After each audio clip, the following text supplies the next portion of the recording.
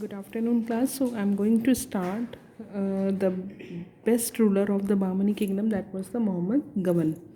The Bahmani kingdom saw some stability during the time of Muhammad Gawan, the minister of Muhammad Shah III. अभी मोहम्मद गवन थे कौन? He was the minister of the Muhammad Shah III. Gawan faithfully served the 9 years old Sultan for 18 years. His achievements were many. जो govern थे उन्होंने क्या किया था? Faithfully serve the 9 years old sultan for 18 सालों तक जो मोहम्मद शाह थे उनके राज्यभार को उन्होंने संभाला था। और उनके क्या क्या अचीवमेंट थे? His liberal policies brought peace and strength to the Bahmani kingdom. मतलब लिबरल पॉलिसी मतलब क्या होता है? उदारवादी नीतियाँ। मतलब उन्होंने सबको इक्वल प्लेस दिया, सबको समधर्म समभाव से उन्होंने सबको देखा। Gawan managed to secure the frontiers of the kingdom by adding new territories and keeping a check on the Vijayanagar kingdom। ठीक है, उन्होंने राज्य की जितनी भी सीमाएं थी उसका खास ध्यान रखा और बार बार वो ये भी देखते रहते थे कि विजयनगर किंगडम की क्या प्लानिंग है। ठीक है, he strengthened the administration by subordinating the feudal lords to the sultan and brought great glory to Bidar, the capital of the Bahmani kingdom। ठीक है, उसने अपना एडमिनिस्ट्रेशन था उसको क्या किया? स्ट्रेंथ किया, उसको मजबूत किया by subordinating the feudal lords, यानी जमींदारों के पास जितने जो भी पावर थे उसको कम किया और एडमिनिस्ट्रेशन लेवल को बढ़ाया। और अपनी जो उनकी कैपिटल थी, बाहमनी किंगडम की जो कैपिटल थी बिदार, उसको क्या किया? उसको बहुत ज़्यादा हाईएस्ट पीक पर ले गया। He built colleges, madrasas and libraries and give scholarship to the poor. So he also worked in the field of education. Gawan was also a fine general. He recovered Goa from Vijayanagar kingdom and was able to acquire the treasure of the Kanchipuram temple, which was ruled by Vijayanagar. So it was his great success. Vijayanagar के राज्य में जो गोवा था उसको क्या किया? अपने अंदर ले लिया। प्लस उसने क्या किया? जो कांचीपुरम टेम्पल का जो ट्रेजर था, ट्रेजर मीन्स खजाना था, उसको भी अपने हिस्से में उसने कर लिया। जो कांचीपुरम किसके अंडर में था? विजयनगर को, लेकिन गवर्न ने उसको अपने अंडर में कर लिया। Govern was unpopular with the local feudal lords and nobles as he had reduce their power. लेकिन जो गवर्न थे, वो जो लोकल जमींदार थे और जो ऑफिसर्स थे वो उनको पसंद नहीं करते थे, गवर्न को पसंद नहीं करते थे। Noble thus conspired to make him appear traitor in the eyes of sultan. तो फिर उन्होंने क्या किया? एक कॉन्स्पिरेसी रची। कॉन्स्पिरेसी मतलब षड्यंत्र। उन्होंने कुछ ऐसा षड्यंत्र रचा जिससे कि वो सुल्तान की नज़रों में गिर जाए। For this govern was beheaded, और इस वजह से ही क्या हुआ? गवर्न का बिहेडेड। बिहेडेड मीन्स क्या होता है? उनका सर कलम कर दिया, यानी कत्ल कर दिया गया। The sultan realise this mistake later but by then it was too late.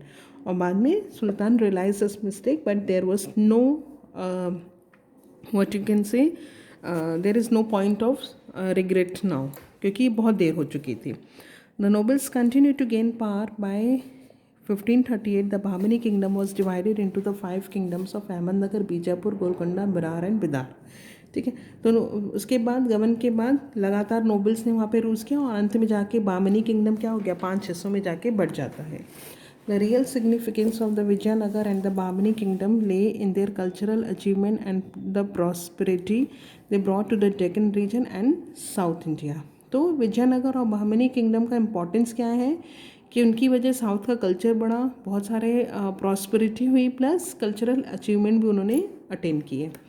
अब पढ़ते हैं life in the Bahmani kingdom. कैसी लाइफ थी? Life in the Bahmani kingdom was determined by 2 factors. First the constant intrigues in the court and second the constant struggle with the neighbouring Vijayanagar kingdom. So केवल 2 point हैं Bahmani kingdom में। First जो court था, जो राज दरबार थी, उसी में बहुत सारी ट्रिक्स, इंट्रोड्यूस मतलब ट्रिक्स, षड्यंत्र होते रहते थे।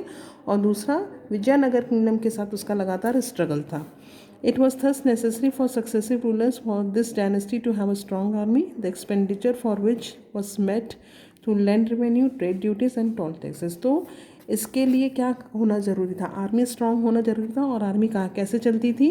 लैंड रेवेन्यू से, ट्रेड ड्यूटी से और टोल टैक्सेस से। आर्किटेक्चर देख लेते हैं। The Bahmani kings built places and fortresses for the defense of their territory. They also built beautiful tombs and mosques at the Bidar and Gulbarg that had both Irani and Indian elements। ठीक है, जो बाहमनी kingdom थी उन्होंने बहुत सारे क्या किए, किले बनाए, फोर्ट्रेसेस मतलब किले बनाए, महल बनाए अपनी सीमा की सुरक्षा के लिए। बहुत सारे सुंदर सुंदर टॉम्स बनाए, मॉस्क बनाए, और उसके लिए इम्पॉर्टेंट क्या है, जो mosque at Bidar and Gulbarga that had both Irani and Indian elements, जो बने उसमें दोनों का कॉम्बिनेशन था, किसका, इंडियन का भी और ईरान का भी। Numerous spots were built including those that Warangal, Daulatabad, Golconda, Bidar and Raichur. So इन सब जगहों पे स्पेशली महल बने, फोर्ट्रेसेस बने। एडमिनिस्ट्रेशन एंड सोसाइटी देखते हैं। The kingdom was divided into तरफ, ठीक है, प्रोविंसेस यानी क्षेत्रों में डिवाइडेड था, उसका नाम क्या, तरफ। एडमिनिस्ट्रेटेड बाय तरफदार, और जो उसका शासन करता था उसको क्या बोलते थे, तरफदार। Salaries of nobles were paid in cash through land grants, और जो सैलरी दी जाती थी नोबल्स को या तो कैश में या लैंड या ज़मीनें दी जाती थी। Nickton, a Russian traveler, says that the people in the village was very miserable while the nobles were affluent. मतलब उन्होंने, निक्टन ने बताया है, जो रशियन ट्रैवल थे उन्होंने बताया कि जो कॉमन पीपल थे, जो विलेजर्स थे, उनकी लाइफ कैसी थी, वेरी मिजरेबल। मिजरेबल मीन्स दयनीय। एंड जो नोबल्स थे उनकी एफ्लुएंट, एफ्लुएंट्स मतलब धनी, बहुत ही लग्जीरियस लाइफ थी। The caste system continue to govern the life of Hindu groups, Hindu group में कास्ट सिस्टम बहुत चलता था।